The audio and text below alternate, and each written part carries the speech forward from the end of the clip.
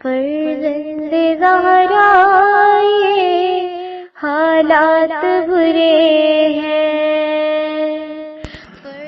کاشانہ بصیرت ایک ایسا مکمل یوٹیوب چینل جس پر محروم بصارت کے لیے بالخصوص اور تمام افراد کے لیے بالعموم سینکڑوں کی تعداد میں اسلامی کتب دستیاب ہیں۔ لہذا گزارش ہے کہ آپ اپنی ذمہ داری نبھاتے ہوئے کاشانہ بصیرت کو سبسکرائب کرنے کے ساتھ ساتھ بیل آئیکن کو پریس کیجئے تاکہ آپ علم کے حصول کے ساتھ ساتھ مذہب اہل بیت کی اشاعت میں بھی اہم کردار ادا کرتے رہیں۔ کاشانہ بصیرت۔ فرزند زہرا یہ حالات برے ہیں۔ کاشانہ بصیرت کے یوٹیوب چینل کے لیے جو میں تفسیر الکوثر جلد سوم پڑھ رہی ہوں، اس کا پارٹ نمبر 38 ہے۔ يحلفون بالله ما قالوا ولقد قالوا كلمة الكفر وكفروا بعد إسلامهم وهموا بما لم ينالوا وما نقموا إلا أن أغناهم الله ورسوله من فضله فإن يتوبوا يك خيرا لهم وَإِن يَتَوَلَّوْا يُعَذِّبْهُمُ اللَّهُ عَذَابًا أَلِيمًا فِي الدُّنْيَا وَالْآخِرَةِ وَمَا لَهُمْ فِي الْأَرْضِ مِنْ وَلِيٍّ وَلَا نَصِيرٍ۔ یہ لوگ اللہ کی قسم کھا کر کہتے ہیں کہ انہوں نے کچھ نہیں کہا، حالانکہ انہوں نے کفر کی بات کہہ دی ہے اور وہ اسلام لانے کے بعد کافر ہو گئے ہیں، اور انہوں نے وہ کچھ کرنے کی ٹھان لی تھی جو وہ نہ کر پائے، اور انہیں اس بات پر غصہ ہے کہ اللہ اور اس کے رسول نے اپنے فضل سے مسلمانوں کو دولت سے مالا مال کر دیا ہے، بس اگر یہ لوگ توبہ کر لیں تو ان کے حق میں بہتر ہوگا، اور اگر منہ پھیر لیں تو اللہ انہیں دنیا اور آخرت میں دردناک عذاب دے گا۔ روئے زمین میں ان کا نہ کوئی کارساز ہوگا اور نہ مددگار۔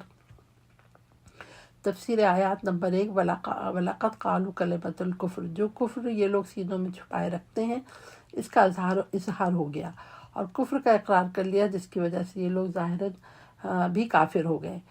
وَكَفَرُوا بَعْدَ إِسْلَامِهِمْ، ظاہر اسلام قبول کرنے کے بعد یہ لوگ دوبارہ کفر کی طرف چلے گئے۔ ایمان تو ان کے دلوں میں کبھی بھی داخل نہیں ہوا تھا، ظاہری اسلام میں داخل ہو گئے تھے، اب اس سے بھی نکل گئے۔ کلمہ کفر وہ کون سا کلمہ تھا جو ان لوگوں نے برملا کہہ دیا؟ بعض کے نزدیک وہ استہزاء اور تمسخر ہے۔ ایک روایت میں آیا ہے کچھ منافقین جنگ تبوک میں شریک تھے، اپنی خلوت میں رسول اللہ صلی اللہ علیہ وسلم پر سب کرتے تھے۔ حضرت حذیفہ نے رسول اللہ کو بتا دیا کہ حضرت حذیفہ کی تصدیق میں یہ آیت نازل ہوئی۔ نمبر 2، وَهَمُّوا بِمَا لَمْ يَنَالُوا، یہ لوگ جو کچھ کرنا چاہتے تھے وہ نہ کر سکے۔ ان لوگوں نے رسول خدا کو شہید کرنے کی ٹھان لی تھی۔ تاریخ، تفسیر اور سیرت کی کتابوں میں ہے کہ تبوک سے واپسی کے موقع پہ مسلمانوں کا لشکر اس جگہ سے نزدیک آ گیا جہاں سے پہاڑوں کے درمیان سے گزرنا تھا۔ منافقوں کی پیج نمبر 514 ہے۔ منافقوں کی ایک جماعت نے آپس میں فیصلہ کر لیا کہ رسول کریم صلی اللہ علیہ وسلم کو کسی گھاٹی سے گزرتے ہوئے کھڈ میں دھکیل دیں۔ حضرت کو بذریعہ وحی اس کی اطلاع ہو گئی۔ آپ نے حکم دیا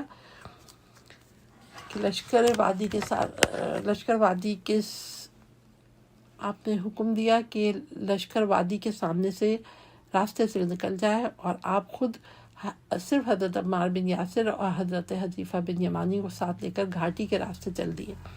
اثناء راہ معلوم ہوا کہ 12 منافقین پیچھے پیچھے چلے آ رہے ہیں اور چہروں کو چھپائے ہوئے ہیں۔ حضرت عمار کو ان لوگوں نے گھیر لیا، مگر حضرت حذیفہ نے ان کو بھگا دیا۔ حضرت نے حضرت حذیفہ کو بتا دیا کہ وہ 12 آدمی فلاں اور فلاں تھے۔ دیگر بعض روایت میں آیا ہے کہ حضور نے عمار اور حذیفہ دونوں کو ان سب کے نام بتائے اور فرمایا اس کو راز میں رکھو۔ نمبر 3، وما نقموا، ان منافقین کو اس بات پہ غصہ ہے کہ ان مسلمانوں کو اللہ نے غنیمت کے مال سے مالا مال کیا، اللہ کے رسول نے بھی ان کو دولت دے کر فقر و تنگ دستی سے نکالا، اور اس دنیا کی زندگی میں رسول اللہ صلی اللہ علیہ وسلم کی وجہ سے آسائش سے مالا مال ہو گئی۔ چنانچہ اور اس دنیا کی زندگی بھی رسول اللہ صلی اللہ علیہ وسلم کی وجہ سے آسائش سے مالا مال ہو گئی۔ چنانچہ جنگ حنین کی فتح کے بعد غنیمت میں حاصل ہونے والا فراوان اموال حضور نے تالیف قلب کی مدد سے ابو سفیان وغیرہ کو دے دیے اور انصار کو کچھ نہیں ملا۔ اس پر انصار آزردہ خاطر ہوئے تو فرمایا، اے انصار کے لوگوں، کیا تم گمراہ نہیں تھے؟ پھر اللہ نے میرے ذریعے تمہیں ہدایت فرمائی۔ کیا تم بٹے ہوئے نہیں تھے؟ پھر اللہ نے میرے ذریعے تم کو باہم متحد کیا۔ کیا تم فقیر تنگ دست نہیں تھے؟ پھر اللہ نے میرے ذریعے تم کو مالدار بنایا۔ نمبر 4، من فضلہی کی ضمیر اللہ کی طرف سے ہے، یا من فضلہما نہیں فرمایا، چونکہ اللہ کی تعظیم کے منافی ہے کہ اللہ کے ساتھ کسی اور کو ایک ضمیر میں جمع کیا جائے۔ چنانچہ کسی نے رسول اللہ کے حضور کہا اور حضور نے ٹوکا اور اس کی مذمت کرتے ہوئے فرمایا، کسی نے کہا، من اطاع اللہ و رسولہ فقد اہتدی ومن عصاہما فقد غوی۔ حضور اس میں زیر زبر نہیں ہے جو میں پڑھ رہی ہوں۔ حضور نے ٹوکا، اس کی مذمت کرتے فرمائے، ومن عصاہما نہ کہو، ومن عصى اللہ و رسولہ کہو۔ نیچے حاشیے میں لکھا ہوا ہے کہ نمبر 1، اس کے باوجود بعض حضرات نے ان لوگوں کے نام بتانے کی کوشش کی ہے۔ تفسیر ابن کثیر سے اس کا مطلب نکلتا ہے کہ حضرت حذیفہ کے نے جو صاحب سر رسول مشہور ہیں، یہ راز فاش کیا ہے کہ حضرت حذیفہ اس الزام سے پاک ہیں۔ المنار نے وہ وجہ بھی بتا دی جس کے لیے ان منافقین کا نام بتانے کی کوشش کی گئی، تاکہ روافظ کے لیے اصحاب رسول کو متون کرنے کا موقع ہاتھ نہ آئے، جبکہ روافظ کا ایمان ہے کہ حضرت حذیفہ رسول رضی اللہ تعالیٰ عنہ صاحب سر رسول ہیں، انہوں نے راز فاش نہیں کیا، لہٰذا وہ حضرت حذیفہ کو متون نہیں کرتے۔ نامعلوم یہ حضرات کس غرض سے حضرت حذیفہ کو متون کر رہے ہیں۔ اگر حضرت حذیفہ نے راز فاش کیا ہوتا تو وہ صاحب سر نہ رہتے۔ یہ ریفرنس میں لکھا ہے صحیح بخاری کتاب المغازی باب الغزوۃ الطائف اور المیزان، یہ حاشیہ ہے جو میں نے پڑھا ہے۔ وَمِنْهُمْ مَنْ عَاهَدَ اللَّهَ لَئِنْ آتَانَا مِنْ فَضْلِهِ لَنَصَّدَّقَنَّ وَلَنَكُونَنَّ مِنَ الصَّالِحِينَ فَلَمَّا آتَاهُمْ مِنْ فَضْلِهِ بَخِلُوا بِهِ وَتَوَلَّوْا وَهُمْ مُعْرِضُونَ۔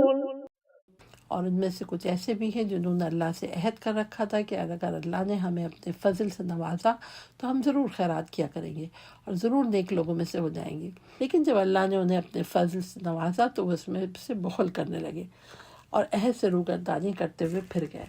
تفسیر آیات، شان نزول۔ اس آیت کی شان نزول میں روایت ہے کہ انصار کا ایک شخص حضور کی خدمت میں حاضر ہو کر اصرار کرتا ہے کہ دولت کی فراوانی کے لیے دعا فرمائیں، میں وعدہ کرتا ہوں اس صورت میں تمام مالی حقوق ادا کروں گا۔ چنانچہ تھوڑے عرصے میں وہ بہت بڑا دولت مند ہو جاتا ہے۔ رسول اللہ کی طرف سے زکوٰۃ کی وصولی کے موقع پر اس نے زکوٰۃ دینے سے نہ صرف انکار کیا بلکہ یہ طنز بھی کیا کہ یہ جزیے کا بھائی ہے۔ اس پر آیت نازل ہوئی۔ من فضل ہی، اس آیت سے معلوم ہوا کہ مال کو اللہ تعالیٰ اپنا فضل قرار دیتا ہے۔ آگے انسان کے ہاتھ میں وہ ہے، وہ اس کو اللہ کا فضل رہنے دیتا ہے یا اللہ کے غضب کا سبب بناتا ہے۔ اہم نکات۔ نمبر 1، ممکن ہے کسی کو مال و دولت نہ دینا بھی اللہ کی طرف سے لطف و رحمت ہو۔ فَأَعْقَبَهُمْ نِفَاقًا فِي قُلُوبِهِمْ إِلَى يَوْمِ يَلْقَوْنَهُ بِمَا أَخْلَفُوا اللَّهَ مَا وَعَدُوهُ وَبِمَا كَانُوا يَكْذِبُونَ۔ بس اللہ نے ان کے دلوں میں اپنے حضور پیشی کے دن تک نفاق کو باقی رکھا کیونکہ انہوں نے اللہ کے ساتھ بدعہدی کی اور وہ جھوٹ بولتے رہے۔ تفسیر آیات۔ نمبر 1، فَأَعْقَبَهُمْ نِفَاقًا، اللہ کے ساتھ جو معاہدہ کیا تھا اگر اللہ مجھے دولت عطا فرمائے تو میں، پیج نمبر 516 ہے، میں خیرات اور صالح لوگوں کا کردار ادا کروں گا۔ بعد میں مال و دولت ملنے پر اس عہد کی خلاف ورزی کی، خیرات سے بخل کیا اور صالح بننے سے روگردانی کی۔ اس کے نتیجے میں نفاق آ گیا، ایک جرم نے دوسرے جرم کو جنم دیا۔ نمبر 2، الی یوم یلقونہ، یہ نفاق اللہ کے سامنے پیشی کے دن تک ان کے دلوں میں جاگزی رہے گا۔ پیشی کا دن موت کا وقت ہو سکتا ہے، چونکہ نفاق تا عدم مرگ باقی رہ سکتا ہے، بعد از موت نفاق کے اثرات و نتائج بھگتنا ہوں گے، وہ یوم یلقونہ کے بعد بھی باقی رہیں گے۔ نمبر 3، بما اخلف اللہ، اللہ کے ساتھ بدعہدی اور بخل کا طبعی نتیجہ یہ ہوا کہ قیامت تک کے لیے ان کے دلوں میں نفاق جاگزی ہو گیا۔ جب ان لوگوں سے مذکورہ بالا نافرمانیاں سر ہوئیں، سرزد ہوئیں تو اس سے بھی وہ اللہ کی طرف سے ہدایت و توفیق کے قابل نہ رہے۔ جب توفیق و ہدایت سلب ہو جاتی ہیں تو ان کی جگہ نفاق اور کفر لے لیتے ہیں۔ نمبر 3 وَبِمَا كَانُوا يَكْذِبُونَ، بدعہدی اور جھوٹ وہ عوامل ہیں جن کی وجہ سے نفاق راسخ ہو جاتا ہے۔ اہم نکات: نمبر 1، اطاعت سے ایمان اور معصیت سے نفاق میں اضافہ ہو جاتا ہے۔ أَلَمْ يَعْلَمُوا أَنَّ اللَّهَ يَعْلَمُ سِرَّهُمْ وَنَجْوَاهُمْ وَأَنَّ اللَّهَ عَلَّامُ الْغُيُوبِ۔ کیا انہیں معلوم نہیں کہ اللہ ان کے پوشیدہ رازوں اور سرگوشیوں سے بھی واقف ہے، اور یہ کہ اللہ غیب کی باتوں سے بھی خوب واقف آگاہ ہے۔ آج تفسیر آیات۔ منافقین کی اندرونی حالات پر شدید لہجے میں تنبیہ ہو رہی ہے کہ وہ اللہ اور اس کے رسول کے بارے میں سینوں میں کس قدر عناد رکھتے ہیں اور آپس کی سرگوشیوں میں اس کا اظہار بھی کرتے ہیں۔ اس سے اللہ بخوبی واقف ہے، جو کہ ہر غیب کی بات اللہ کے لیے شہود کی منزل میں ہے۔ اہم نکات۔ نمبر 1، جس کے دل میں رازوں میں اللہ کا تصور زندہ ہے وہ معصیت نہیں کرتا۔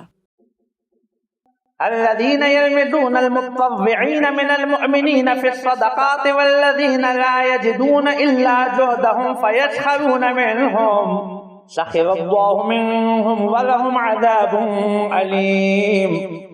جو لوگ ان مومنوں کا مذاق اڑاتے ہیں جو برضا اور رغبت خیرات کرتے ہیں، جنہیں اپنی محنت مشقت کے سوا کچھ بھی میسر نہیں، ان پر ہنستے بھی ہیں، اللہ ان کا مذاق اڑاتا ہے، ان کے لیے دردناک عذاب ہے۔ تشریح کلمات۔ یلمز لام میم سے کہ معنی کسی کی غیبت کرنا، اس کی عیب چینی کرنا کے ہیں۔ المتو تو وہ عمل ہے جس کے انجام دینے سے نفس کراہت نہ کرے اور شوق بھی نہ گزرے، اسی لیے مستحب کو تتو کہتے ہیں۔ تفسیر آیات۔ غزوہ تبوک کی تیاری کے موقع پر مسلمانوں نے مالی اعانت کی مہم شروع کی، تو جب کوئی مسلمان اپنی وسعت کے مطابق بڑی رقم پیش کرتا تو یہ منافقین اس پر ریاکاری کا الزام لگاتے۔ اگر کوئی نادار مسلمان اپنی محنت مزدوری سے کچھ کھجوریں پیش کرتا تو یہ منافقین اس کا بھی مذاق اڑاتے تھے۔ اللہ تعالیٰ کو ان مومنین کا انفاق خواہ وہ تھوڑا ہی کیوں نہ ہو پسند تھا، اس لیے منافقین کے تمسخر کے جواب میں خود اللہ ان منافقین کا تمسخر فرماتا ہے۔ نمبر 1، یلمزون متطوعین، رضا و رغبت کے ساتھ ایک معتبہ دولت پیش کرنے والوں کا ذکر ہے۔ نمبر 2، والذین لا یجدون الا جہدہم، نادار لوگوں کا ذکر ہے جن کے پاس محنت و مشقت کے سوا خرچ کرنے کے لیے مال موجود نہیں ہے، ان کی کل جائیداد اپنی محنت و مشقت ہے، وہ اسے راہ خدا میں خرچ کر رہے ہیں۔ اللہ تعالیٰ اس محنت و مشقت کے لیے اس نادار کی کل جائیداد کے تناظر میں قدر و قیمت کا تعین فرماتا ہے۔ نمبر 3، سخر اللہ منہم، اللہ ان کا مذاق اڑاتا ہے۔ اللہ کی طرف سے مذاق کا مطلب وہ عذاب ہے جس سے تمسخر کرنے والے انتہائی ذلت و رسوائی سے دوچار ہوں گے۔ رسالت مآب صلی اللہ علیہ وسلم سے سوال ہوا کہ کون سی خیرات بہتر ہے؟ آپ نے فرمایا جہد المقل، نادار کی محنت اور مشقت۔ پیج نمبر 518 ہے۔ اہم نکات۔ نمبر 1، کسی عمل کی عظمت کا معیار کثرت نہیں خلوص ہے۔ نمبر 2، جس نیک عمل کا لوگ مذاق اڑائے اس میں ریاکاری کا شائبہ نہیں ہوتا۔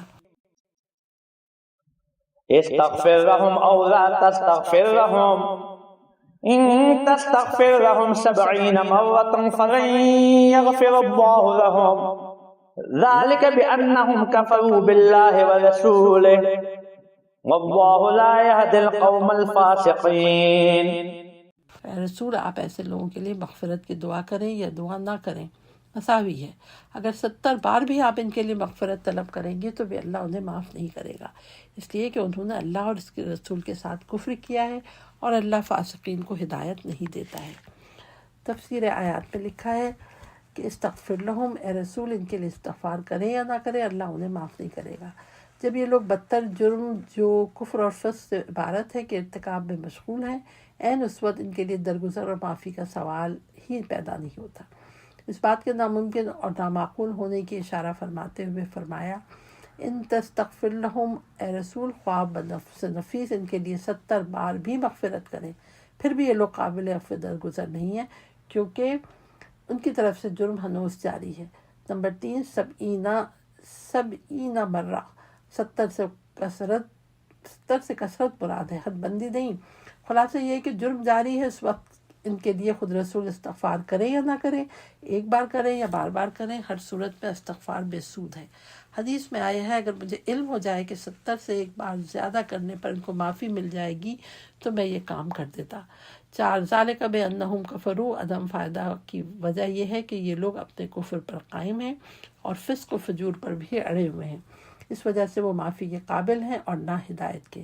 پیج نمبر 519 ہے۔ اہم نکات، جرم کے ارتکاب سے باز آنے کی صورت میں استغفار کی نوبت آتی ہے۔ فرح المخلفون بمقعدهم خلاف رسول الله وكرهوا أن يجاهدوا بأموالهم وأنفسهم في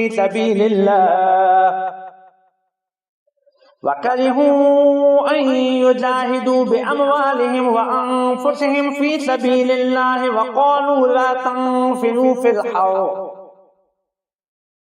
قل نار جهنم أشد حرا لو كانوا يفقهون۔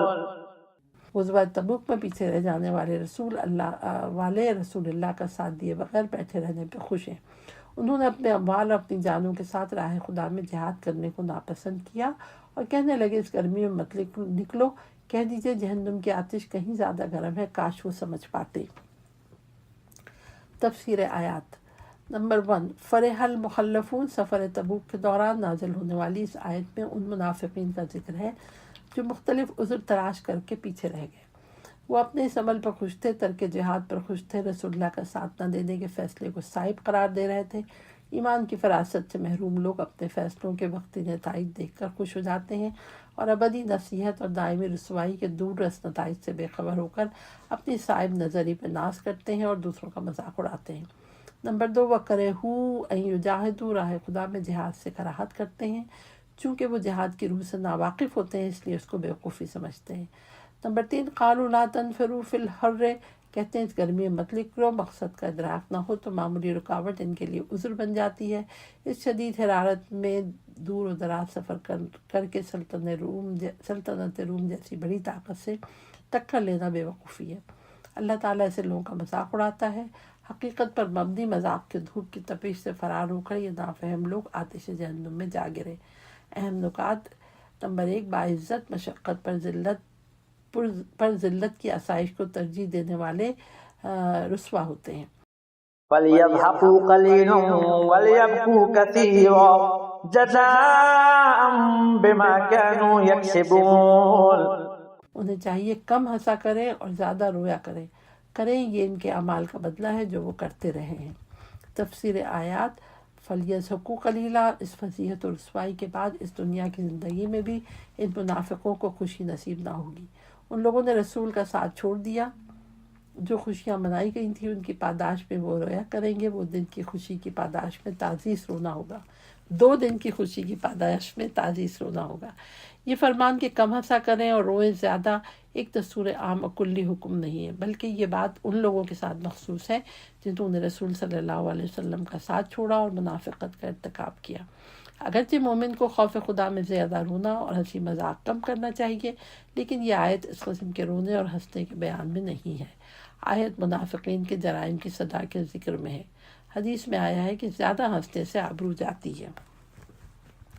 اہم نکات۔ جرم کا ارتکاب کر کے بدمستی کرنے والوں کو ہمیشہ رونا پڑتا ہے۔ فَإِن رَجَعَكَ اللَّهُ إِلَىٰ طَائِفَةٍ مِّنْهُمْ فَاسْتَأْذَنُوكَ لِلْخُرُوجِ فَقُل لَّن تَخْرُجُوا مَعِيَ أَبَدًا وَلَن تُقَاتِلُوا مَعِيَ عَدُوًّا إِنَّكُمْ رَضِيتُم بِالْقُعُودِ أَوَّلَ مَرَّةٍ فَاقْعُدُوا مَعَ الْخَالِفِينَ۔ پھر اگر اللہ آپ کو ان میں سے کسی گروہ کے پاس واپس لے جائے اور وہ آپ سے ساتھ نکلنے کی اجازت مانگے تو آپ کہہ دیں کہ اب تم میرے ساتھ ہرگز نہیں نکلو گے اور نہ ہی میرے ساتھ کسی دشمن سے لڑائی کرو گے۔ پہلی مرتبہ تم نے بیٹھے رہنے کو پسند کیا، لہٰذا اب پیچھے رہنے والوں کے ساتھ بیٹھے رہو۔ تفسیر آیات۔ جو لوگ ضرورت کے وقت پیچھے ہٹتے ہیں، آسودگی کے وقت بڑھ چڑھ کر آگے آنے اور لوگوں کو، پیج نمبر 521 ہے، لوگوں کو دھوکہ دینے کی کوشش کرتے ہیں۔ اس آیت میں حکم ہوا ہے کہ ایسے لوگوں کو کوئی ایسا موقع نہ دے کہ وہ اپنے نفاق پر پردہ ڈال سکیں۔ ایسے لوگوں کو کسی عام سفر میں بھی اپنی صحبت میں نہ رکھیں، نہ کسی جہاد میں شرکت کرنے کی اجازت دیں۔ نمبر 1 فَإِن رَجَعَكَ اللہ، پھر اگر اللہ آپ کو ان منافقین میں سے کسی گروہ کے پاس واپس لے جائے۔ اس جملے سے معلوم ہوتا ہے کہ یہ آیات جنگ تبوک سے واپسی پر راستے میں نازل ہوئی ہیں۔ نمبر 2 فَاسْتَأْذَنُوكَ، کسی اور جنگ میں آپ کے ساتھ نکلنا چاہے تو ان سے کہہ دیجئے اب تم میرے ساتھ کسی مہم میں ہرگز نہیں نکلو گے۔ وَلَن تُقَاتِلُوا مَعِيَ، میرے ساتھ کسی لڑائی میں شرکت نہیں کرو گے۔ اسلامی لشکر کو منافقین سے پاک ہونا چاہیے چونکہ ان کا نفاق اسلامی لشکر میں بدنظمی پیدا کرے گا۔ نمبر 3 ان تکم رضیتم بالعقود، تم نے جنگ تبوک میں شرکت نہ کر کے گھر بیٹھنے کو ترجیح دی ہے۔ نمبر 4 فخذوا مع الخالفین، خالفین سے بعض نے عورتوں بچوں کو مراد لیا ہے، بعض نے مخالفین مراد لیا ہے، بعض نے بغیر عذر کے شرکت نہ کرنے والے مراد لیے ہیں۔ اس آیت میں بھی فرمایا ہے کہ تم نے جن مخالفین کے ساتھ بیٹھ جانے کو پسند کیا ہے ان کے ساتھ ہمیشہ بیٹھے رہو۔ اسلامی قیادت کو چاہیے کہ وہ موقع پرستوں کے دھوکے میں نہ آئے۔ ولا تصل على أحد منهم مات أبدا ولا تقم على قبره إنهم كفروا بالله ورسوله وماتوا وهم فاسقون۔ ان میں سے جو کوئی مر جائے اس پر آپ کبھی بھی نماز نہ پڑھیں اور نہ ہی اس کی قبر پر کھڑے ہوں، انہوں نے اللہ اور اس کے رسول کے ساتھ کفر کیا ہے اور وہ نافرمانی کی حالت میں مرے ہیں۔ تفسیر آیات نمبر 1 وَلَا تُصَلِّ عَلَىٰ أَحَدٍ مِّنْهُمْ، ان منافقین میں سے جو مر جائے ان پر آپ کبھی بھی ابداً نماز نہ پڑھیں۔ چونکہ منافقین پر بظاہر اسلامی احکام جاری ہوتے تھے اس لیے رسول اللہ صلی اللہ علیہ وسلم ان پر بھی نماز پڑھا کرتے تھے، لیکن اس آیت کے نازل ہونے کے بعد بعض روایات کے مطابق حضور نے کسی منافق پر نماز نہیں پڑھی۔ البتہ بعض اہل سنت و شیعہ مصادر میں آیا ہے کہ آپ نے عبداللہ بن ابی پر نماز پڑھی اور اس کے مومن بیٹے کی درخواست پر ان کے لیے استغفار بھی کیا، حالانکہ عبداللہ بن ابی نہ صرف منافق تھا بلکہ منافقوں کا سردار تھا۔ پیج نمبر 522 میں اب پڑھ رہی ہوں۔ لیکن آیت میں صریحاً منع کیا گیا ہے کہ کسی منافق پر نماز مت پڑھو۔ اس حکم میں نہایت تاکیدی لفظ ابداً بھی ہے، لیکن یہ روایات صحیح قرآن کے خلاف ہونے کی وجہ سے مسترد ہے اور خود روایات تضادات پر ہیں۔ ملاحظہ والمیزان نمبر 2 وَلَا تَقُمُّ عَلَىٰ قَبْرِهِ، منافق کے دفن ہونے کے بعد اس کی قبر پر کھڑے بھی نہ ہوں۔ اس امر سے اس لیے روکا گیا ہے کہ رسول اللہ صلی اللہ علیہ وسلم کسی مسلمان کی تدفین کے بعد اس کی قبر پر کھڑے ہوتے تھے اور فرماتے تھے اپنے بھائی کے لیے استغفار کرو اور ثابت قدمی کی دعا کرو جو کہ اس وقت اس سے سوال ہو رہا ہے۔ زیارت القبور، منافق کی قبر پر کھڑا ہونا منع ہونے سے ثابت ہوا ہے۔ مومن کی قبر پر کھڑا ہونا سنت نبوی ہے، خواہ دفن کے بعد ہو خواہ دوسرے اوقات میں ہو۔ اس کو صرف دفن کے وقت کے بعد کے لیے مخصوص گردانہ خلاف ظاہر قرآن ہے، چنانچہ شیعہ سنی مصادر میں زیارت القبور کے عنوان سے متعدد احادیث منقول ہے۔ فرمایا میں نے تم کو 3 چیزوں سے روک دیا تھا، ان میں سے ایک قبروں کی زیارت تھی، اب قبروں کی زیارت کرو۔ دوسری حدیث میں فرمایا کہ قبروں کی زیارت آخرت کو یاد کرنے کا ذریعہ ہے۔ نمبر 3 انہم کفروا باللہ، یہ حکم اس لیے ہوا ہے کہ یہ اللہ اور اس کے رسول کے خلاف کفر پر قائم ہے۔ کافر کے لیے نہ نماز ہے نہ استغفار۔ نمبر 4 وماتوا وہم فاسقون، اور کفر کے ساتھ حالت فسق پہ مر گئے ہیں، ان سے توبہ بھی واقع نہیں ہوئی۔ نماز جنازہ پڑھنا اور میت کی قبر پر بغرض دعا و زیارت کھڑا ہونا میت کے لیے عزت و تکریم ہے۔ منافق جو مسلمانوں کی صف میں داخل نہیں ہے وہ عزت و تکریم کا مستحق نہیں ہے۔ اہم نکات نمبر 1 مومن کی قبر پر کھڑے ہو کر اس کے لیے دعا کرنا سنت نبوی ہے۔ حاشیے میں نیچے لکھا ہے المنار الوسائل نساقی باب الاذن بزلق مستدرک الوسائل نسائل باب الاذن۔ ولا تعجبك أموالهم وأولادهم إنما يريد الله أن يعذبهم بها في الدنيا وتزهق أنفسهم وهم كافرون۔ اور ان کی دولت اور اولاد کہیں آپ کو فریفتہ نہ کریں، اللہ تو بس ان چیزوں کے ذریعے انہیں دنیا میں عذاب دینا چاہتا ہے اور چاہتا ہے کہ ان کی جاں کنی کفر کی حالت میں ہو۔ تفسیر آیات وَلَا تُعْجِبْكَ، اس آیت کی تشریح اس سورہ میں آیت نمبر 55 کے زیر اثر ہو چکی ہے۔ وَإِذَا أُنزِلَتْ سُورَةٌ أَنْ آمِنُوا بِاللَّهِ وَجَاهِدُوا مَعَ رَسُولِهِ اسْتَأْذَنَكَ أُولُو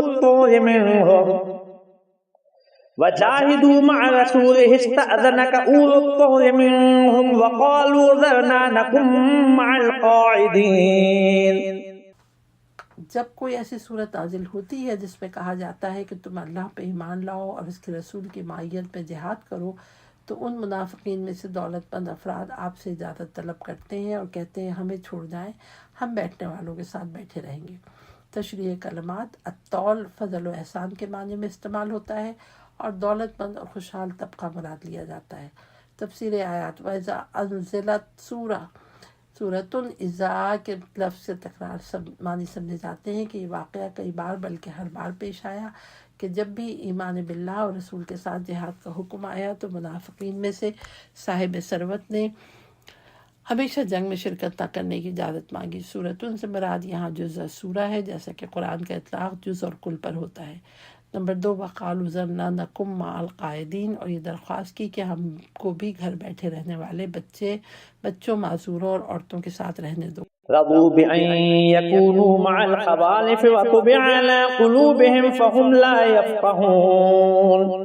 انہوں نے گھر بیٹھنے والی عورتوں میں شامل اور بیٹھنے والی عورتوں کے ساتھ رہنا پسند کیا اور ان کے دلوں پر مہر لگا دی گئی، بس وہ کچھ سمجھنے کے قابل ہی نہیں تھے۔ تفسیر آیات: نمبر 1، رضو میں ان یکونوا، تو خوشحال طبقے کے لوگ ہمیشہ مراعات طلب ہوتے ہیں، دولت و آسائش اور تن پروری کی وجہ سے ان میں مردانگی اور حمیت بھی نہیں رہتی، اس لیے قرآنی تعبیر میں ان کو گھر بیٹھنے والی عورتوں میں شامل کیا گیا ہے، جو ایک تحقیر آمیز طنز ہے۔ نمبر 2، وَطُبِعَ عَلَىٰ قُلُوبِهِمْ، ان کے کفر و نفاق کی وجہ سے ان کے دلوں پر مہر لگنا ایک طبعی امر ہے جس کی تفصیل گزشتہ متعدد مقامات پر آ چکی ہے۔ اہم نکات: نمبر 1، اسلامی ریاست کو جہاد و دفاع کے مسئلے میں مراعات یافتہ خوشحال طبقے سے توقعات وابستہ نہیں رکھنا چاہیے۔ لكن الرسول والذين معه جاهدوا بأموالهم وأنفسهم وأولئك لهم الخيرات وأولئك هم المفلحون۔ أعد الله لهم جنات تجري من تحتها الأنهار خالدين فيها ذلك الفوز العظيم۔ جبکہ رسول اور اس کے ساتھ ایمان لانے والوں نے اپنے اموال اور اپنی جانوں کے ساتھ جہاد کیا، اور اپنی ساری خوبیاں انہی کے لیے ہیں اور وہی کامیابی حاصل کرنے والے ہیں۔ ان کے لیے اللہ نے ایسی جنتیں تیار کی ہیں جن کے نیچے نہریں بہتی ہوں گی، ان میں وہ ہمیشہ رہیں گے، اور یہی عظیم کامیابی ہے۔ نمبر 1، لیکن الرسول، سابقہ کردار کے مطابق یہ دوسرا کردار تو کفر و نفاق کی تاریخ کے سیاہ صفات کے مقابلے میں ایمان و جہاد کے تابندہ صفات، ذلت و رسوائی کے کردار کے مقابلے میں عزت و وقار کا کردار، یہ کردار رسول خدا اور ان کے ساتھ ایمان والے پیش کرتے ہیں، ایمان لانے والے پیش کرتے ہیں۔ جاہدوا باموالہم وانفسہم، وہ مالی اور جانی جہاد سے دریغ نہیں کرتے ہیں۔ پیج نمبر 525 ہے۔ نمبر 2، وَأُولَٰئِکَ لَهُمُ الْخَيْرَاتُ، 2 قدروں کا مقابلہ۔ ہر ایک قدر کے اہل افراد کا ذکر ہے کہ عورتوں کی طرح گھروں میں بیٹھنے والوں کو آر و ننگ ملا ہے، تو راہ خدا میں جہاد کرنے والی ساری خوبیوں کے مالک ہو گئے۔ وَأُولَٰئِکَ لَهُمُ الْخَيْرَاتُ۔ نمبر 3، وَأُولَٰئِکَ هُمُ الْمُفْلِحُونَ، یہ دنیا کی سعادت اور آخرت کی سعادت دونوں جہاں میں کامیاب ہے۔ نمبر 4، اعد اللہ لہم، ان کے لیے جنت کی نعمتیں آمادہ ہیں، یہ ایک عظیم کامیابی ہے۔ اہم نکات: نمبر 1، ہر دور میں کامیابی ان لوگوں کا مقدر رہی ہے جو جان و مال کی قربانی دیتے ہیں، ذالک الفوز العظیم۔ وجاء المعذرون من الأعراب ليؤذن لهم وقعد الذين كذبوا الله ورسوله سيصيب الذين كفروا منهم عذاب أليم۔ اور کچھ عذر تراشنے والے صحرا نشین بھی آپ کے پاس آئے کہ انہیں بھی پیچھے رہ جانے والوں کی اجازت دی جائے، جنہوں نے اللہ اور اس کے رسول کے ساتھ جھوٹ بولا تھا، وہ گھروں میں بیٹھے رہے۔ ان میں سے جو کافر ہو گئے ہیں انہیں قریب دردناک عذاب پہنچے گا۔ تشریح کلمات: الاعراب، اگرچہ یہ لفظ عرب کی جمع ہے، مگر یہ لفظ صحرا نشین لوگوں کے ساتھ مختص ہو چکا ہے۔ تفسیر آیت، اس آیت کی دو تفسیریں ہیں، ایک یہ کہ صحرا نشین واقعی عذر رکھتے ہیں، دوسرے لوگ جنہیں کذب اللہ و رسولہ کہا ہے بغیر عذر کے گھروں میں بیٹھے رہے، اور دوسری تفسیر یہ ہے کہ صحرا نشین لوگوں نے عذر تلاش کیا لیکن دوسروں نے یہ بھی نہیں گوارا کیا اور عذر پیش کیے بغیر گھروں میں بیٹھے رہے۔ دوسری تفسیروں میں سے پہلی تفسیر قرینہ واقعہ معلوم ہوتی ہے۔ نمبر 1، وجہ المعذرون، صحرا نشینوں میں سے جن کو واقعی عذر لاحق تھا وہ آپ کی خدمت میں اس غرض سے حاضر ہوئے لیؤذن لہم، تاکہ آپ کی طرف سے ان کو اجازت مل جائے۔ چنانچہ روایت میں آیا ہے کہ ان کے عذر معقول تھے۔ نمبر 2، وقعد الذین کذبوا، وہ منافق بغیر اجازت کے بیٹھے رہے جو اس بات پہ بھی جھوٹے ہیں کہ ہم ایمان لائے ہیں، اور واضح رہے منافق خدا اور رسول کی تکذیب کا اظہار نہیں کرتے ہیں بلکہ وہ ایمان کا اظہار کرتے ہیں اور وہ اپنے ایمان کے اظہار میں جھوٹے ہیں۔ نمبر 3، سیصیب الذین کفروا، ان بدوؤں میں سے جن لوگوں نے عذر تک پیش نہیں کیا ان کے لیے دنیا و آخرت میں عذاب علیم ہے۔ اہم نکات: نمبر 1، اگر واقعی عذر موجود ہے تو اسلامی قیادت کو اس عذر سے آگاہ کرنا